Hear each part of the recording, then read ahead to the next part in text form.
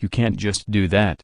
The HOA president bellowed, standing in front of my freshly painted ranch house, her eyes nearly popping out of her head. Her fists were clenched tight, her face flushed crimson, and her voice rang through the still neighborhood like a fire truck siren. "This color is against community regulations section 6.2. You never got the proper approval." I remained calm, casually leaning against my white picket fence, arms folded across my chest, watching her unravel. Behind her, a few curious neighbors peeked out from behind their curtains, whispering among themselves. I had anticipated this confrontation, just not quite this theatrical. She stomped up my driveway, each click of her heels sounding like a countdown to detonation. Her finger jabbed toward the creamy sandstone hue I had picked for my home. "I'm going to see to it you're fined every single dia until this is gone," she snapped. "I don't care if I have to push the board into an emergency vote. I will call a special meeting."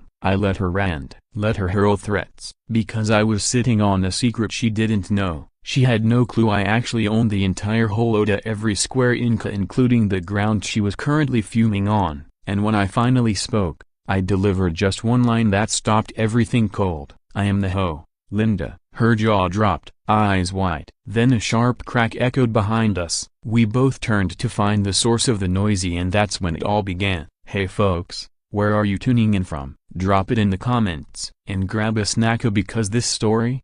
It's about to get wild." Let me rewind for you. My name is Brandon Miller. I'm 38, a part-time rancher, and full-time software architect. I live in central Oklahoma, the kind of place where folks still wave from their trucks and kids set up lemonade stands on Saturdays. I moved out here chasing peace and quiet, looking to rebuild a simple life on the ranch left to me by my late Uncle Tom. He was a war veteran, and honestly, one of the most honorable men I've ever known. When he passed 2 years ago, he left me the land and a simple request: build something you're proud of. Ranch life wasn't always my thing. I grew up in Chicago where the only thing green was someone's naivety, but after a nasty breakup, a corporate downsizing, and a health scare that shook me, I packed my things, grabbed my dog Duke, and started over. The first few weeks were pure bliss, fixing fences, painting the barn, adopting 3 goats from the local shelter. I found joy in the crisp morning air and the soothing hum of cicadas at dusk. Finally, I could breathe again. I had space to live. And then there was the HOA. It began with a letter in the mailbox. White envelope, gold-stamped logo, Homeowners Association notice. You are in violation of Policy 4.3a grass height. Apparently, my front lawn was 2 inches too tall. I laughed. Surely, this was some kind of prank. Then came another notice. This time, for the color of my shit it didn't match the approved community palette. Then a fine, and another, and finally a personal visit. That's when I met her. Linda Matthews, 60 years old, retired high school principal turned tyrannical HOA president. Short bob haircut, wrinkle-free skirt suits, and a voice sharp enough to cut glass. She didn't knock, didn't call. She just showed up one day with a clipboard in hand and a camera hanging from her neck. "You'll have to remove that porch swing," she said with a forced smile. "It's not part of the community's approved fixtures." I remember laughing. "It's just a swing." "No," she replied with icy finality. "It's a violation." That's when it hit me. Linda wasn't just a pushy neighbor. She was a petty tyrant in designer loafers. I tried to go along with the rules. I mowed the lawn to spec, repainted the shed in their depressingly dull shade of gray, even sat through one of their home meetings, where I got the kind of looks usually reserved for intruders. That's when I started digging not just into their rules, but into the land records. I knew my uncle owned a lot of land, but I hadn't realized how much until I visited the county records office. Turns out, Uncle Tom didn't just own the ranch, he owned the entire original tract of land the HOA was built on. The whole community, the very one Linda ran like a personal kingdom, was standing on land still legally held by my family. But I didn't come out swinging. Instead, I made a quiet decision. I would repaint the ranch. Not just the house but the barn, the fences, even the mailbox. Everything. And I'd do it in a shade that symbolized freedom, warmth, and peace. A golden sandstone tone that made the entire property shimmer at sunset. Duke and I spent 4 weekends on the job. Neighbors walked by with wide eyes, some even offered compliments, but only when Linda wasn't nearby. I'd smile, thank them, and keep on painting. I knew it was only a matter of time before she showed up. Sure enough, the very day I finished the final coat on the barn doors, Linda came marching in. "You didn't get approval, Mr. Miller," she shrieked. I stayed composed. Duke sat loyally by my side, his tail wagging, ears perked as if he sensed what was coming. "This is a community," she shouted. "We have standards. You can't just do whatever you want." I looked her straight in the eyes and replied, calm and steady, "Linda, I didn't need your approval." "And why not?"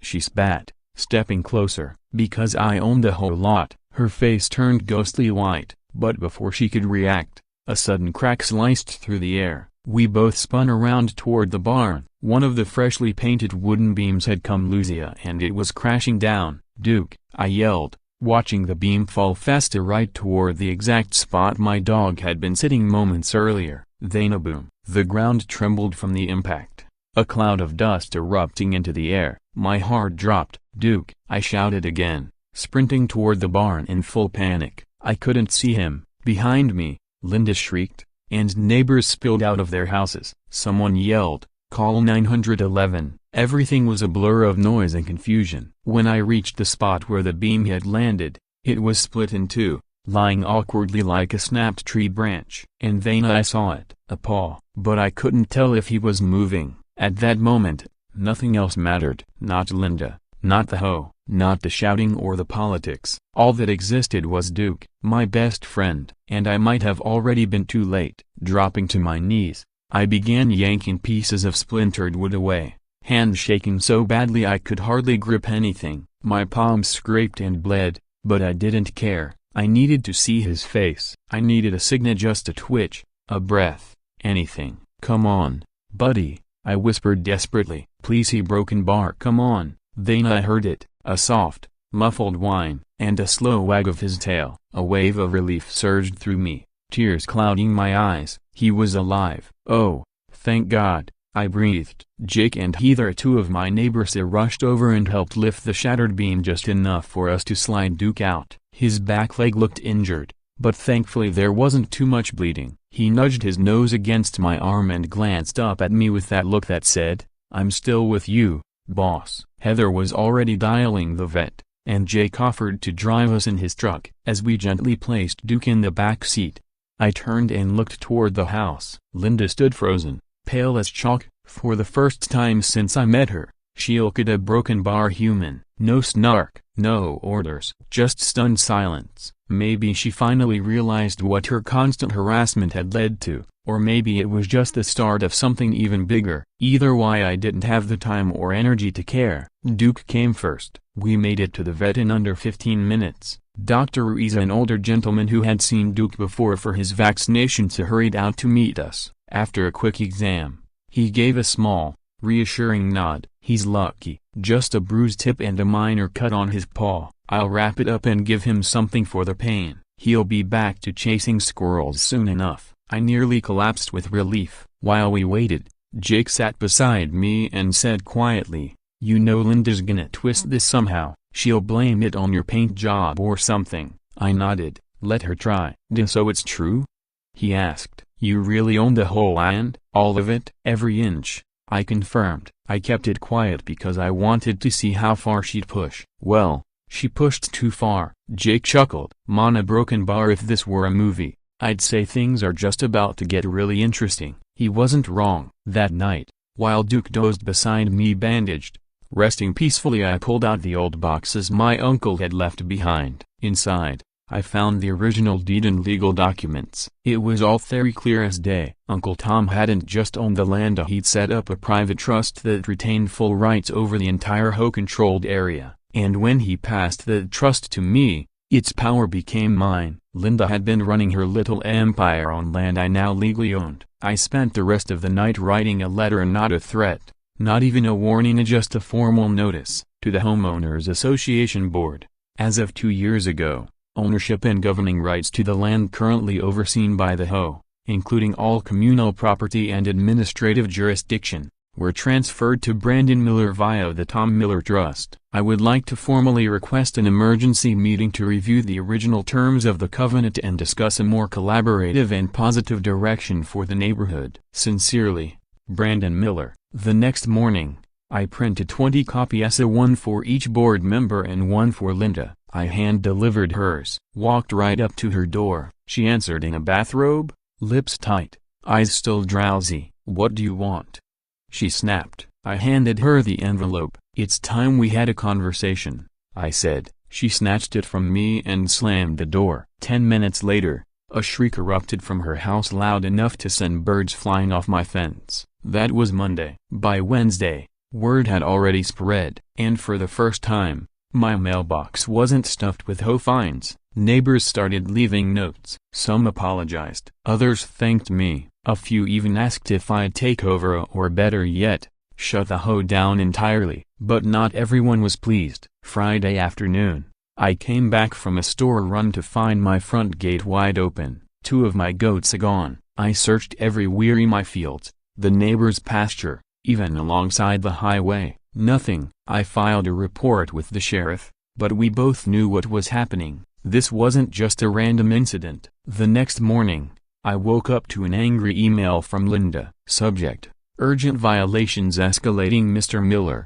your property has become a hazard to the community. Your animals are loose. Your paint color is unauthorized. This situation is no longer acceptable. Subject: Urgent violations escalating. Your presence is disruptive. I will be addressing this at the emergency board meeting, and believe me, you'll regret your little power stunt. Sincerely, Linda Matthews, President, HOA. She was rattled, and people like Linda don't handle fear well. They don't back down, they lash out. But she wasn't afraid of me. She was afraid of the truth. That evening, I was sitting on the porch with Duke beside me, the wind picking up as storm clouds churned above, when my phone rang. It was Heather. "Brandon, broken bar," she whispered, her voice shaky. "You need to get to the town hall now." "What's going on?" I asked, already standing. "I just left the emergency meeting. You're not going to believe what they're trying to pull." My stomach twisted. "What is it?" There was a pause. "They're trying to vote you out of the community." I froze.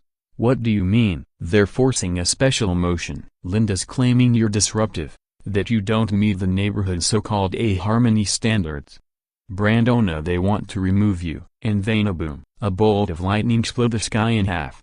The storm had arrived, and I wasn't just talking about the weather. Rain pounded down as I jumped in my truck and tore down the road toward town hall. Thunder cracked overhead like the sky was protesting right alongside me. I didn't stop for a raincoat, didn't care. By the time I reached the front steps, I was drenched. Inside, the emergency home meeting was already underway. The room was packed. Neighbors I'd waved to on walks, shared barbecue with on the 4th of July, all sitting under flickering ceiling lights. At the front of the room stood Linda, smug as ever, wrapped in a red blazer and wielding the microphone like a weapon. For the sake of preserving our neighborhood's values, she was saying, we must act quickly. This resident has repeatedly broken HOA regulations, shown open defiance toward our leadership, and created a hostile living environment. There was scattered applause. Others shifted uncomfortably. In the back row, Heather caught my eye and gave a small shake of her head. Don't let them push you around. Linda hadn't noticed me yet. She held up a printed sheet. I'm submitting a formal motion to remove Brandon Miller as a community resident,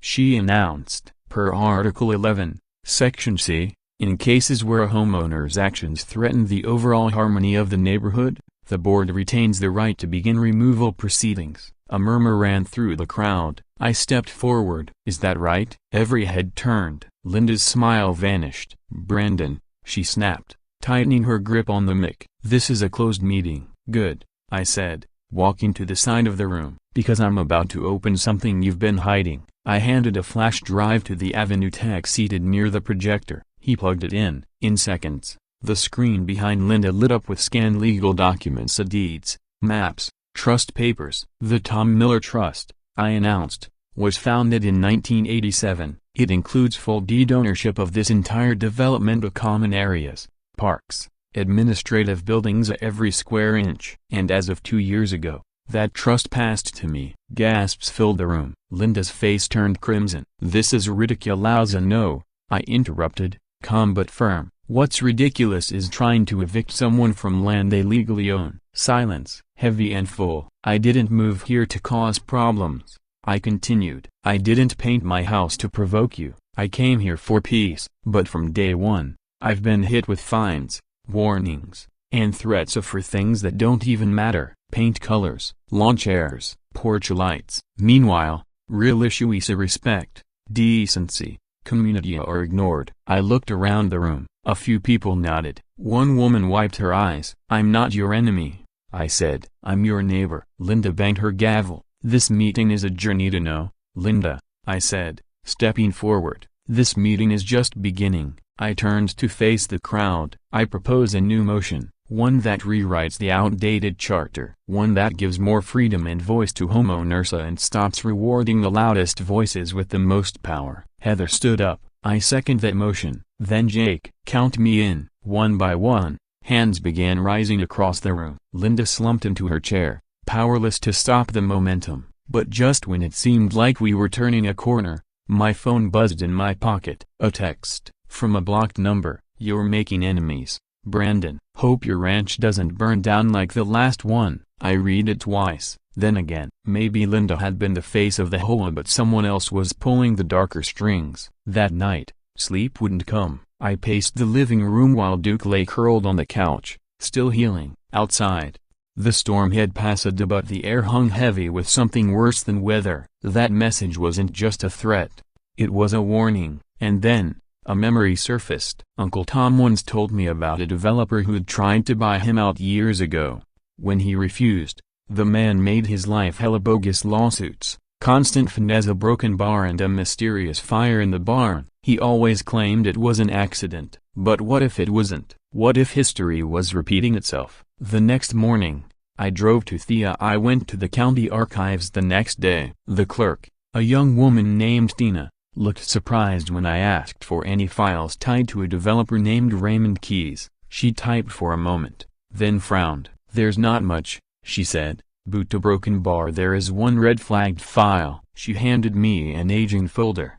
It was yellowed at the edges, but the contents were crystal clear and deeply unsettling. Inside was a contract proposal dated 1992, an offer from Keys to purchase the entire tract of my uncle's land. The price, a fraction of its real value. Uncle Tom had refused. After that, the file shifted. A wave of citations, legal threats, a broken bar, and one notation that made my skin crawl. Fire report filed. Cause, undetermined. Suspected arson. A fire, just like the one I'd narrowly avoided last week. Just like the collapsing barn beam that nearly crushed Duke. And now a broken bar. The anonymous text. This wasn't about paint or porch swings anymore. Someone wanted this land back, and they'd stop at nothing to get it. That night, I reinforced the barn with double locks. I installed cameras. I even called the sheriff and handed over the threatening message. They said they'd investigate, but I knew this wouldn't be an easy fight. I had moved here seeking peace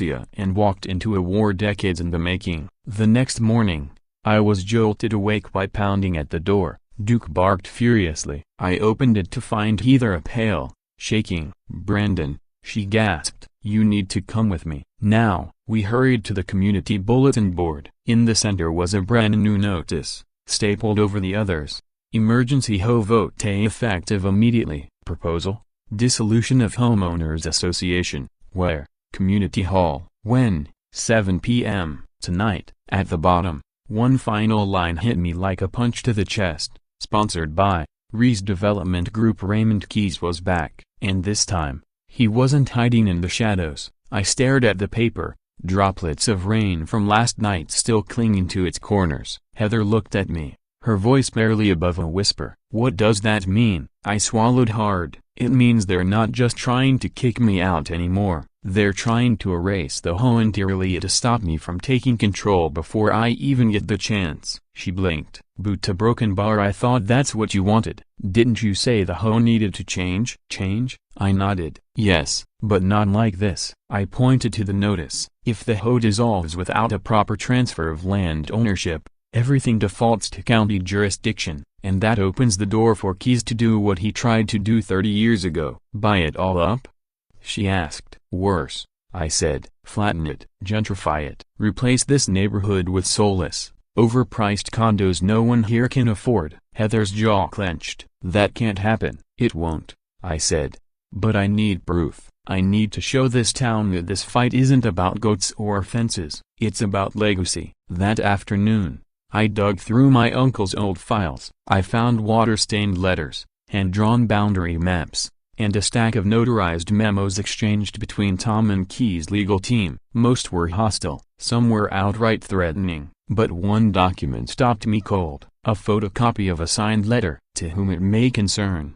I, Thomas E. Miller, do hereby reject the final offer made by Raymond Keyes for the land known as Parcel 88B. I will never allow this land to be paved over by greed. This community deserves protection. Let the record show. This land is not for sale. Not now. Not ever. A. Thomas E. Miller, June 5, 1993. The signature was firm, unshakable. It gave me chills. I knew what I had to do. I took the documents along with the threatening text and drove to the sheriff's office. Deputy Morgan looked them over, his face grim. We've kept an eye on Keyes for years, he admitted. If you're right, and he's trying to slip back in through legal gray zone as a broken bar, this could get ugly. Can you shut down the vote tonight? I asked. Only if there's clear evidence of fraud or immediate danger, he said. Otherwise, it's a private property matter. You'll have to make your case to the people. In that room, as I left, I felt the weight of the entire town pressing down on my shoulders. By 6:30 p.m., the community hall parking lot was packed. Trucks, minivans, even golf carts, jammed together under the fading sun. Residents gathered with lawn chairs and umbrellas, just in case the storm returned. Inside, the atmosphere was thick with unease. Linda sat at the long board table, but she wasn't alone. Beside her was a man in a navy suit, someone I'd never seen before. He smiled with the cold confidence of someone who already believed he'd won. His eyes scanned the room like he was measuring it for demolition. That had to be Keyes. He stepped up to the microphone, cleared his throat, and smiled. Good evening, friends, he said. I'm Raymond Keyes, and I'm here to offer you an opportunity, a broken bar, a future without rules. No more fines, no more boards breathing down your neck, Keyes said, his voice smooth as silk. A future of independence. Murmurs rippled through the room. Dissolving the HOA, he continued, means freedom from these petty restrictions. And with that freedom, new development, modern infrastructure, better roads, higher property values. This is the future you've all been waiting for. He was slick, polished, convincing, but I knew better. It was time for the truth. I raised my hand and stepped forward. Mr. Keyes, I called out, my voice clear. Why don't you tell everyone what really happened 30 years ago when my uncle refused your offer? Keyes didn't blink. That's ancient history, son. Times change, do they? I held up the signed letter, because this says otherwise, and so does the land deed. I walked to the front of the hall and turned to face the room. My name is Brandon Miller. Most of you know me as the guy with the goats, the swing, and the weird paint color. A few chuckles broke the tension. But what you don't know is that my uncle Tom Miller built this community from the ground up. Literally, he fought to keep it small, peaceful, and fair. I lifted the documents high. This man, I said, pointing directly at Keyes, tried to buy him out, and when Tom said no, the threat started. Then the fires, the legal pressure. Now, he's back, not knocking on doors but twisting the law to get you to hand him the keys to your neighborhood. Keyes stood abruptly. That's a wild accusation. No, I replied, firm and calm. It's the truth. I have signed letters, county records, and a list of violations tied to your company in other towns just like ours. I paused, letting the silence hang heavy. Ask yourselves these: why would someone like him care about goats and porch swings? He doesn't. He cares about land, our land. A buzz filled the room. The whispers turned to conversations. Energy shifted. Linda tried to call the meeting back to order, but someone shouted from the back, "We deserve a vote." Another voice echoed, "Yeah, but not his vote." And then a third, louder, "I say we vote to remove Keyes, not the HOA." Chaos erupted. Suddenly, A sharp pop cracked through the speakers. The microphone shorted. Lights flickered. Smoke filled the ceiling. Screams. Panic. The fire alarm blared. The back exit door slammed open. Fire. Behind the building. Someone shouted. People surged toward the exits. I pushed through the crowd, heart hammering, and caught a glimpse through the smoky. The storage shed behind the hall was in flames. Linda screamed. As I reached the doorway, I saw Himakiza slipping out the side exit, phone in hand, disappearing into the shadows. I broke into a sprint, chasing after him, but by the time I got outside, he was gone, vanished into the night. Sirens wailed in the distance. The fire trucks were on their way, but the message was loud and clear. This wasn't a meeting anymore, it was war. The fire was extinguished just after midnight. Thankfully, no one was injured, but the shed, reduced to blackened ruins. A few nearby trees were scorched. The hall had been saved, but the damage was already done. The crowd left shaken. The emergency vote was postponed. No one had answers. No one had closure. I stayed behind to help firefighters and Deputy Morgan inspect the site. No electrical wiring in that shed, Morgan said, kicking at the charred earth. Hasn't been used in over a year. He looked at me. You ask me, this wasn't an accident. Do you think it was keys? I asked. Morgan exhaled slowly. No way to prove it. Not unless someone saw something. Or unless he slips up. I clenched my jaw. He's trying to scare them, stir chaos, keep the community so rattled they don't fight back. Seems that way. Morgan agreed. You need to be careful. If he thinks he's losing control, he might get desperate. I nodded, but my decision was already made. The next morning, I started knocking on doors. Jake answered first, still in pajamas, coffee in hand. You're up early, he muttered. I need help, I said. He didn't even hesitate. What do you need? People,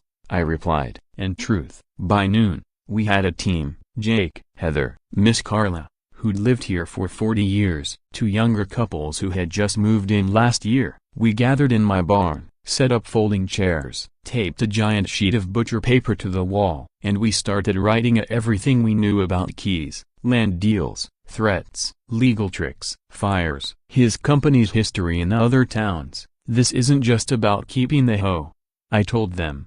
It's about protecting the soul of this neighborhood. If Keys wins, I said, everything changes. Our homes, our history, everything. Jake looked around. So what's the plan? I took a breath. We go public. That night, we printed flyers. Know who's really behind the vote. Don't let our community be sold off. Ask yourself, who benefits if the hoe is gone? We handed them out door to door, left stacks at the grocery store, stuffed mailboxes, taped them to street poles, and people started talking again. But this time, it wasn't about Duke's barking or my paint choices. It was about Keys. And this time a broken bar. They were angry. We needed more than just anger. We needed a way to stop the next vote. That's when Heather spoke up. What if we held our own meeting?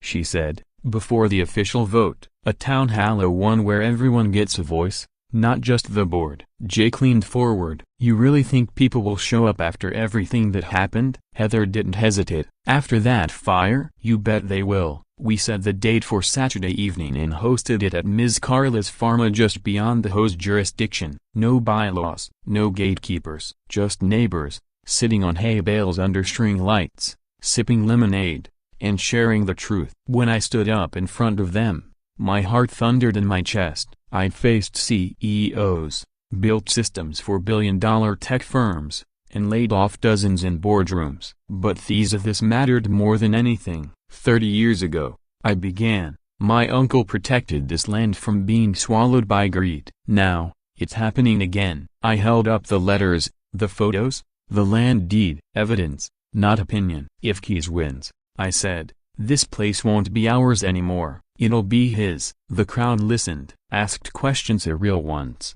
hard ones. I answered each one without flinching, because the truth doesn't need decoration. By the end of the night, they weren't just applauding, they were mobilizing. Volunteers stepped forward to canvass the neighborhood, write to the county council, petition for extra patrols. The fire had shaken them, but the truth had woken them. Linda thought she had vanished. No one had seen her since the night of the fire. Her mailbox overflowed with unopened letters. And as much as I disliked Hero Broken Bar, I couldn't help but feel conflicted. She'd fought me over a porch swing, sure, yeah, but maybe she really believed she was protecting the community. Maybe she had no idea what Keys was actually doing. Or maybe Broken Bar, she was just scared. The fight wasn't over. The next morning, Heather called, breathless. "Brandon," she said, panicked. "You need to see this." She texted me a photo. A new sign had gone up overnight outside the community office. "Future site of Kay's Plaza. Luxury townhomes coming soon." I stared at the image, then dropped my phone. Duke barked. He knew something was wrong. I rushed to the lot. And there it was, huge, gaudy, bolted into the earth. A glossy rendering of chrome buildings, all glass and sharp lines. Keys wasn't waiting for a vote. He was already moving forward. I called Deputy Morgan. "How is this happening?" I demanded. "How is he building without approval?" Morgan sighed. "Technically a broken bar if the HOA dissolves and there's no counter motion on file. The land opens up to private bids under county zoning. If he filed intent docs, it's a gray area." "That sign isn't legal," I snapped. "He can't just claim land that's not his. He's got lawyers," Morgan said, lowering his voice. "A lot of them." That evening, I sat on the porch, watching the sun melt behind the hills. Duke lay beside me, tail tapping gently against the wood. I was tired, angry, but not beaten. A truck pulled into my driveway. Linda, she stepped out slowly. Jeans, an old hoodie, no makeup, no clipboard, just Linda. She looked at me for a long moment before speaking. "I didn't know," she said quietly. I said nothing. I didn't know he'd go this far. I thought a broken bar he just wanted to clean things up, fix fences, replace roofs. I thought I was helping. "You find me over a porch swing," I said flatly. "I know," she whispered. I was wrong. We stood in silence until she reached into her bag and pulled out a thick folder. "I kept everything," she said. "Every document, every email, even the cash offer Keys gave me to speed up the vote." My eyes widened. "He paid you?" She nodded, shame in her expression. "He said it was a donation." I didn't ask questions. I wanted to believe I was doing the right thing. I opened the folder and it hit me like a lightning bolt. Emails, contracts, bribes, Keys' signature, Linda's initials. Some documents weren't even dated correctly. "Thie's a broken bar," I breathed. "This can't stop everything." She looked at me with conviction. "Then do it. Stop him."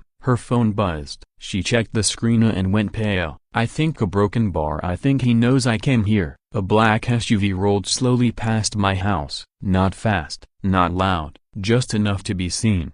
Duke growled low and uneasy. Linda stepped back, her voice suddenly urgent. "You need to be careful. He's not just greedy, Brandon. He's dangerous." I nodded. The SUV vanished over the hill. Linda got into her car and drove away, tires crunching gravel as she disappeared into the dark. I stood alone again. Only this time, I wasn't afraid, because now a broken bar I had everything, and he had no idea what was coming. The next morning, I drove straight to the county clerk's office. The folder clutched under my arm like it held the fate of the town, because in a way it did. Janine, the clerk, barely looked up when I walked in. She'd seen me too many times in the past month. "What is it this time, Brandon?" I dropped the folder on her desk. "Proof," I said. "Enough to stop Keys." She opened it, scanning the first few pages. Her frown deepened. "The broken bar, is this Linda's signature?" "Yep." "And that," I said, pointing to a scanned page stamped consultancy agreement,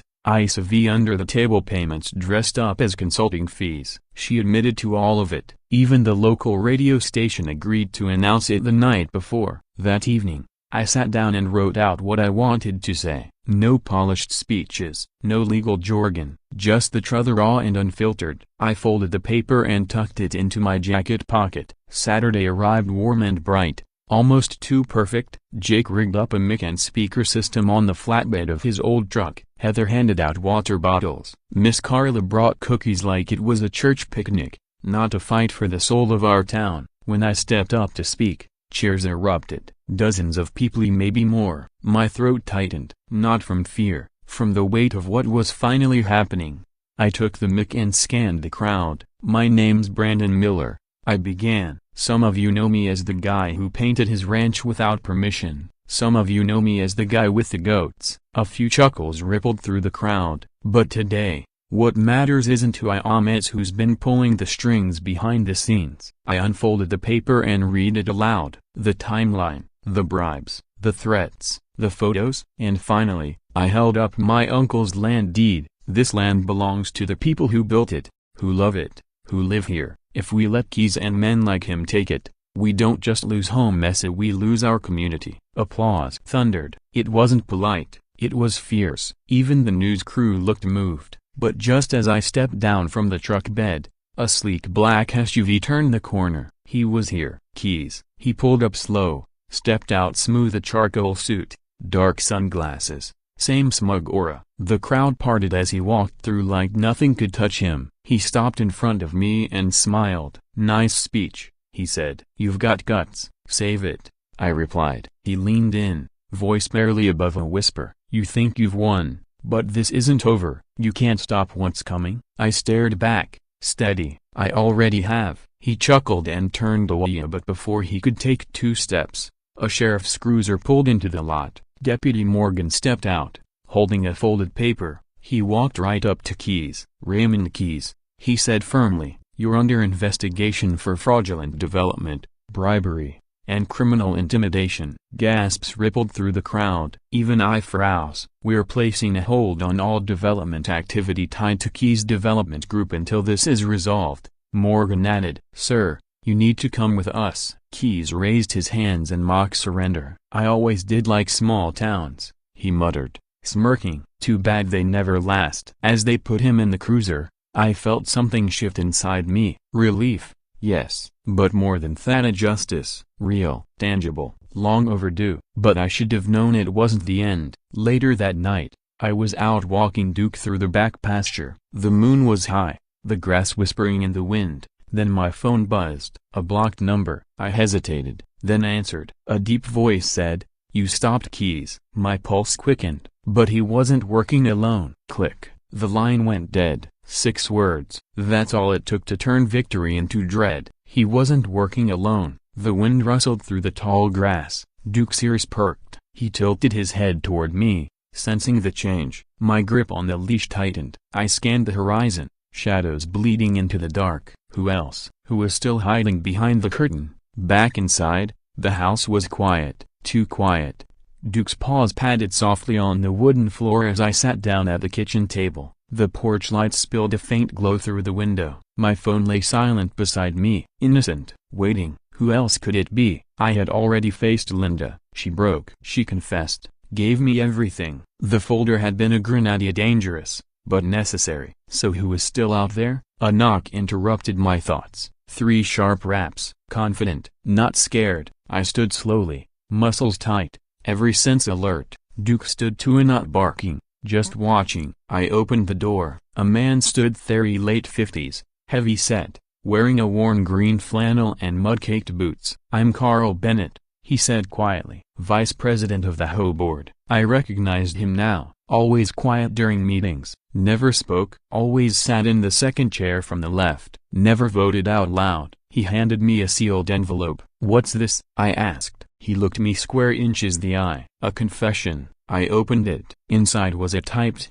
signed, and dated document. It spelled out everything: how Keyes approached Carl and several other board members, how he offered them bonuses to help pass a redevelopment scheme disguised as a modernization plan. Carl's voice was low but steady. "We were supposed to vote Linda out quietly," he said, "then use a fake community vote to dissolve the HOA, make it look like democracy when really, it was all theater. Keyes promised us kickbacks for every house sold," Carl said, his voice low. I stared at him, heart pounding. "Why are you telling me this now?" He glanced down at the porch floor, ashamed. "Because I didn't sign up for fire. Or threats. Or following you home. I thought we were just going to fix a few roads, make a little money. But the things he stole, what he planned, I knew it had gone too far." "You followed me?" I asked, the anger already rising. He winced. "Not me. Some of the others. They took pictures of your place, your dog. Sent them to Keyes to use as leverage. I didn't know at first. But when I found out, I didn't stop it either." I stood there in silence, the air between us heavy. Finally, I asked, how many others? 4 board members. Maybe 5. I don't even know if they all understood the full plan. But I'll testify. I'll tell everything. I've got the emails.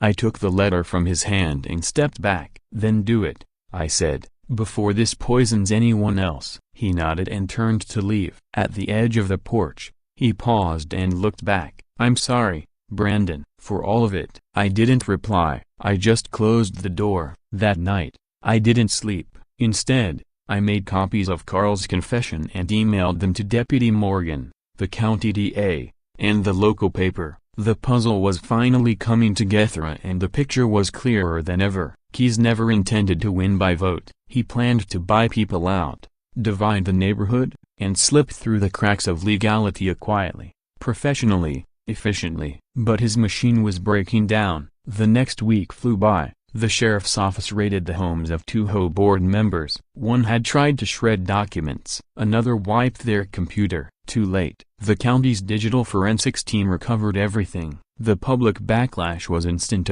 and fierce. Protesters gathered outside the community office. Drivers honked in support as they passed handmade signs. Our homes aren't for sale. Protect our ranch. Brandon was right. And then something unexpected happened. Neighbors of people who once avoided me, whispered about me, or crossed the street to steer clear started showing up. They brought paintbrushes, tools, supplies. Jake came with a bucket of whitewash and nodded toward the fence. Thought it could use some backup. Heather brought tomato seedlings for the half-dug garden bed. Even Linda, who hadn't spoken to me since the night she handed over that folder, appeared on my porch with a tray of cookies. I know the bylaws better than anyone, she said. If you're serious about creating a real HOA, one that serves the people, I'll help. I took her up on it, because the truth was, I never wanted to destroy the HOA. I wanted to rebuild Ida fairly, transparently, together. 2 months later, the community voted unanimously to remove all board members who had colluded with Keyes. We formed a temporary committee of Miss Carla, Jake, Heather, and even 2 teenagers who had grown up in the neighborhood. We rewrote the charter from scratch. We added protections for land ownership. We banned large-scale development unless 90% of homeowners approved. And yes, we updated the paint color list to include sunset sandstone. We renamed the charter in honor of my uncle, the Tom Miller Covenant. It passed with tears, cheers, and a standing ovation. On the night of the vote, I walked back to the same porch where everything had begun. Duke sat beside me as the moon rose over the pasture, full and soft. For the first time in a long time, the night was quiet. I picked up my phone and took a photo of the ranch bathed in golden moonlight. Then I posted it to the neighborhood group with one line: "This is what home looks like here when we protect it together." Just when I thought the story had finally ended, my phone buzzed. This time, it wasn't a threat. It was an email from Linda at MatthewCivic.com. Subject: Urgent HOA Inquiry. The message read: Brandon, a town 2 counties over, is dealing with something that looks awfully familiar. A developer, a corrupt HOA, people scared. They asked if we could come talk. I think you should go. I smiled. Duke wagged his tail. Looked like peace wasn't going to last too long after all, but maybe that was okay, because sometimes, peace isn't something you find, it's something you fight for.